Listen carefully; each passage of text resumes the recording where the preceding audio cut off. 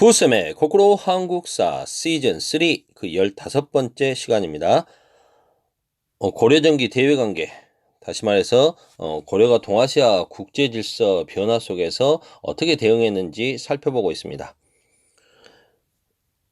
거란족이 요나라를 세우고 고려에 대해서 세 차례에 걸쳐 침입을 해왔고 고려는 이걸 물리쳤습니다. 결국은 극복해냈고 마지막에는 귀주대첩을 끝으로 더 이상 거란이 고려에 대한 침입을 못하도록 쐐기를 박죠. 이러면서 동아시아는 중국과 거란이라고 하는 요나라라고 하는 두 제국이 있고 그 사이에 이제 고려가 작지만 강한 나라로서의 확실한 존재감을 가지면서 캐스팅 보트 역할을 하고 있는 그러한 전국이 되었습니다. 어찌됐든 동아시아 3국이 평화체제가 유지되면서 이제 고려사회는 문벌 귀족사회로 발전하게 되는데요. 문벌이라는 게 뭘까요? 문벌. 돈이 많으면 재벌, 군대가 많으면 군벌, 그리고 가방끈이 길면 학벌이 좋다라고 이야기합니다. 문벌은 가문이 번창했다라는 뜻인데요. 신라 말의 육두품 출신, 신라의 육두품 계열의 유학자 집안이거나 아니면 신라 말의 그 호족들 있죠? 이 호족으로서 고려를 세운 세력들, 이런 사람들이 여러 대에 걸쳐서 고위 관료를 배출하면서 번성한 가문을 문벌이라고 합니다. 그 대표적인 문벌 가문은 경원 이씨, 인주 이씨라고도 하죠. 지금의 인천 지역인데요. 이자겸 집안이 있고요. 그 다음에 해주 최씨, 나중에 무신 정권에서 이름을 날리게 되는 그 최충원도 다 해주 최씨인데요. 이때는 유명한 사람은 해동 공자, 우리나라의 공자라고 불렸던 최충, 그리고 여러분에게 낯익은 이름도 있습니다. 경주 김씨, 육두품 출신의 김부시. 그 다음 이 사람은 좀 생소할 것 같은데 안산 지역 안산김씨 김원부. 여러분에게 또 익숙한 이름이 한 사람 더 나옵니다. 파평윤씨. 누굴까요? 윤씨 중에 유명한 사람 윤관입니다. 이런 사람들, 이런 집안들이 대표적인 문벌 가문인데요. 이들은 정치적으로는 과거와 음서를 통해서 요직을 독점합니다. 중서 문화성과 중추원의 재상자리를 다 차지하고 있고요. 제추회의에 들어가는 그 귀족들이죠. 경제적으로는 국가로부터 토지와 녹봉을 받지 않습니까? 공음전이라고 하는 토지도 받고요. 이건 다 세습이 되니까 부를 계속해서 독점하는 거죠. 그 다음에 권력을 이용해서 넓은 토지를 차지하기도 하고요. 그리고 자기들끼리 결혼하기도 하고 왕실과 혼인을 맺기도 하고, 그래서 이 중첩된 혼인관계로 자신들의 결속도 강화시켜가고 권력도 유지해가는 거죠. 그러면서 고려라고 하는 사회가 이제 거란 침입을 격퇴하고 나서 안정기를 누렸기 때문에 문벌 귀족 사회도 전성기를 누리게 되는 겁니다. 그러다가 이제 12세기에 와서 문벌 귀족 사회는 안에서부터 스스로 흔들리기 시작합니다. 그럼 바깥의 상황은 동아시아 정세는 어떻게 되는데 12세기가 되면 여진족이 흥기를 합니다. 세력을 떨치죠. 그 이야기는 좀 길지만 살짝 해본다면 이럴 수 있어요. 거란족이 세운 요나라는 막강한 무력을 통해서 송나라를 제압을 하죠. 하지만 멸망을 시키지는 못했습니다. 그 상태에서 이제 전연의 맹약이라는 걸 맺고 서로 화친관계, 강화를 맺게 됐던 거죠.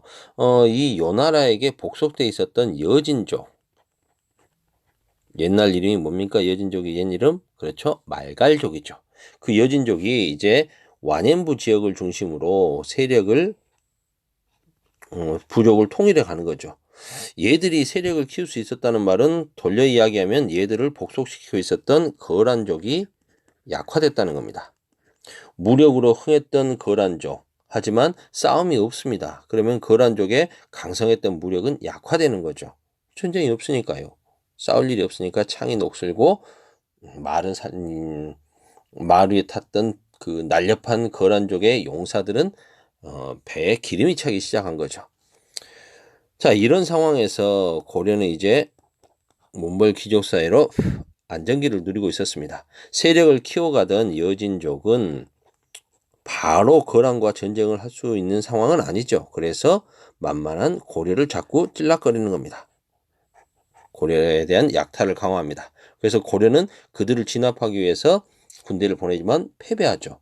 아하, 이 말을 타는 기병 위주의 여진족을 물리치기 위해서는 우리도 뭐 해야 되겠다? 그렇습니다. 기병이 있어야겠구나 해서 윤관이 만든 게 뭡니까? 별무반이죠. 이래서 이들을 여진을 정벌하러 가게 된 거죠. 여진 정벌하고 동북 구성을 축조하지 않습니까? 이 이야기는 뒤에서 잠깐 하도록 하고요. 지금 중요한 건 좀 동아시아 정세 변화를 이야기해야 되니까요. 이랬다가 이 여진족이 나중에는 나라를 세웁니다. 금이라고 하는 나라를 세우죠. 나라를 건국했던 시기가 1115년입니다. 그리고 나서 송나라와 금나라 사이에 바다에서 몰래 약속을 합니다. 이게 해상의 맹약이라고 하는데요. 여기서 무슨 약속을 하냐면 송나라가 요 나라에게 주던 세패를 너한테 줄 테니까, 너를 지원해 줄 테니까 우리 함께 요 나라를 멸망시키자라고 하는 거죠. 금나라로서는 뭐 중국 쪽으로 진출하는 건데 뭐 거부할 이유가 없겠죠. 그래서 둘이 약속을 하고 바다 위에서 약속을 하고 거란을 치게 되는 거죠. 그런데 하필이면 송나라에서는 그때 박납의 난이라고 해가지고 내부 반란이 크게 일어납니다. 그래서 금나라와의 약속을 지키지 못하죠. 근데 금나라는 혼자서도 잘해요. 가서 요 나라를 멸망시켜 버렸습니다. 1125년에 요 나라를 멸망시켜 버려요. 그리고 이제 이 송나라에게 이야기하는 거죠. 약속대로 우리 거란 멸망시켰으니까 막대한 세패 나한테 줘. 근데 송나라는 주지 않고 오히려 금나라를 무시하고 여러 가지 회방을 놓습니다. 그러자 금나라가 열받아가지고 송나라를 쳐버리죠. 그게 바로 1127년 북송의 멸망입니다. 송나라까지 멸망시켜버린 거예요. 송나라는 여기서 일단 무너지자 황족의 일부가 남쪽으로 내려가서 다시 송나라를 부활시킵니다. 그걸 남송이라고 하죠. 그러면서 이제 금나라가 만리장성 안쪽의 화북지방 일대까지 차지하게 되는 겁니다. 막강한 나라입니다. 금나라 12세기에 금나라는 고려는 이제 이 금나라에게 당시 고려의 집권 세력이었던 문벌귀족 이자겸이 금나라의 4대 요구를 수용함으로써 고려는 금나라와 4대 관계를 맺게 되고요. 남송과의 국경은 연은 끊게 됩니다. 송나라는 이제 다급해지니까 금나라의 침입이 뭐 예상이 되니까 고려에게 함께 치자라고 이렇게 주장을 했는데 고려에선 거부하고 남송이 좋다. 그럼 함께 치지 못할 것 같으면 우리 이쪽으로 해서 금나라를 칠 거니까 길을 비켜다오. 그럴 리가 없죠. 거부합니다. 길 비켜주면 이게 뭐 둘의 싸움이 되겠습니까? 고려가 자동방 개입되는 거죠. 그런 걸 거부하게 됩니다. 자, 계속 해볼게요. 이제 국내로 들어와 봅시다. 선생님이 방금 설명했던 내용들을 간단하게 정리해 보자면 여진이 성장을 하면서 여진은 고려의 국경을 침입했고 고려는 별무반을 조직해서 그들을 진압을 합니다. 그리고 그곳에 동북 구성을 축조하죠. 하지만 방어가 어렵다는 이유만으로 1년 만에 돌려줍니다. 이게 아마 1109년일 겁니다. 그 뒤에 금나라는 1115년에 나라를 세우게 되는 거죠. 금을 건국하게 되고 오히려 이제 거란을 멸망시키고 우리에게 군신관계를 요구합니다. 이자겸은 그걸 수용을 하는 거죠. 이제 무력 충돌은 없었으나 고려가 내세웠던 전통적인 북진 정책에는 큰 타격을 입게 됩니다. 그리고 이제 일부 문벌, 이자겸이 이제 권력을 독점하자 이제 여기에 대한 불만이 다른 쪽에서 표출되는 거죠. 금에 대한 4대 문제. 우리가 어떻게 금나라는 우리에게 복속됐던 애들인데 그들에게 복속할 수 있단 말이냐? 안 된다! 뭐 이런 과정들. 그리고 이제 이자겸남을 거치면서 서경지방, 지방 출신의 신진 관리들이 왕의 측근 세력에 대해서 이 서경파와 개경파와 대립하게 되는 뭐 이런 상황들 속에서 묘청의 서경천도 운동이 일어나죠. 이러면서 문벌 귀족 사회가 흔들린다는 이야기입니다. 선생님이 그림으로 이런 부분을 좀 정리를 해보자라면 이건 좀 확대를 해서 그림을 좀 확대해 볼게요. 줌. 줌 확대가 됐으면 이쪽으로 가보자. 예. 동북 구성의 위치. 윤관이 별무관을 만들어서 동북 구성을 축조했는데 그 위치는 함흥평야설이 있고요. 그 다음에 길주 이남설 그리고 이 두만강 유역설이 있습니다. 어느 게 맞는지는 뭐 다들 근거는 있지만 여러분이 판단해 보시기 바라고요. 여진족에게 그 별무반 말 타는 기병 신기군, 보병 신보군, 승병 항마군 을 만들어 가지고 이들을 진압을 했고요. 그 다음에 이제 금나라가 성장을 하게 되면서 금나라는 요 나라를 멸망시키고 고려에도 야 우리 형제관계 이제 아니야 나한테 군신관계 해. 당시 이자겸은 yes sir 새로운 주군 이렇게 해서 그걸 수용했다는 거. 그리고 송나라는 도와줘 했는데 고려가 sorry 거절하게 됐다는 거. 이런 상황이고요. 몽골 귀족 사회에서 이제 이자겸 같은 경우에는 예종과 인종에게 거푸 자기 딸내미를 시집 보냅니다. 그러면 어린 인종 입장에서는 자기 부인이 부인 겸 이모고 이 부인 입장에서는 자기 언니가 자기 시어머니인 계족보가 만들어지는 거죠. 완전히 뭡니까? 콩가루 집안입니다. 그러면서 왕의 장인이자 외할아버지로서 국공으로서 지국군사로서 지군군사로서 지 마음대로 사실상 왕 노릇을 하고 있었던 게 이자겸입니다. 그래서 별도로 중국에 별도로 사신을 보낼 정도로 사실상 왕 노릇을 하고 있었죠.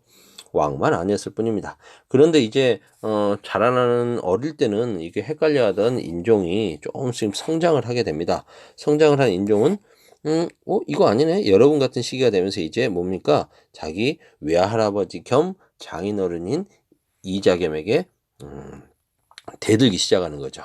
그러자 이자겸과 척준경이 사실상 행정권과 군사권을 양분하고 있었던 두 세력이었는데요. 사돈지간입니다. 이 둘이 이제 반란을 일으켰다고 했는데 원래는 인종이 먼저 친위 쿠데타로 이 둘을 제거하려고 했죠. 근데 그게 들통이 나면서 역공을 당하게 됐던 게 이자겸과 척준경의 난입니다. 그런데 인종은 이 과정에서 이제 궁궐도 불타버리고 사실상 패하죠. 패해서 이자겸 집에 억류돼 있었는데 이자겸이 이제 죽이려고까지 시도를 했지 않습니까? 그런데 전세 역전. 척준경이 척준경을 꼬드겨서 이자겸을 배신하게 합니다. 그래서 이자겸이 척준경에게 체포되면서 왕이 다시 권력을 잡게 되죠. 하지만 그 척준경도 오래가지 않습니다. 왕의 측근 세력에 의해서 탄핵되고 왕이 권력을 다시 잡죠. 청년 군주 인종은 궁궐도 불타버렸고 여러 가지로 왕권이 추락되는 일이 많았으니까 이걸 극복하기 위해서 나름대로 개혁을 추진합니다. 그래서 새 기분으로 왕권을 강화시키기 위해서 서경파, 정지상을 비롯한 이런 서경파들과 함께 개혁을 추진해 가는 거죠. 이때 이제 묘청이 수도를 서경, 평양으로 옮겨서 서경으로 천도하고 북진 정책을 펼쳐서 금나라를 정벌 하자. 여기가 길지니까 서경 길지설, 길지니까 금나라까지 정복할 수 있다라고 하면서 이곳에 궁궐을 쌓고 막 하는 거죠. 그런데 이 궁궐이 대화궁이라고 하는 궁궐이 큰 불이 나버리고 그러자 수도 옮기면 안 된다라고 주장하던 개경파 대표적인 사람 김부식과 같은 문벌 귀족들이 이제 인종을 꼬드기게 됩니다. 인종은 불도 나버렸고 안 되겠네 해가지고 이제 결국 개경파의 손을 들어주는 거죠. 그러자 삐친 묘청 일당 등이 이제 서경에서 나라를 세우니 나라 이름을 대위, 연호를 천개, 그리고 자신의 군대를 하늘에서 파견된 충성스러운 군대 천견 충의군이라고 이름 짓고 반란을 일으키는 겁니다. 묘청의 난. 하지만 김부식에 의해서 철저하게 진압이 되면서 막을 내리게 되는 거죠. 15분이 다 됐네요. 15분 넘으면 안 되니까 일단 여기까지 끊겠습니다.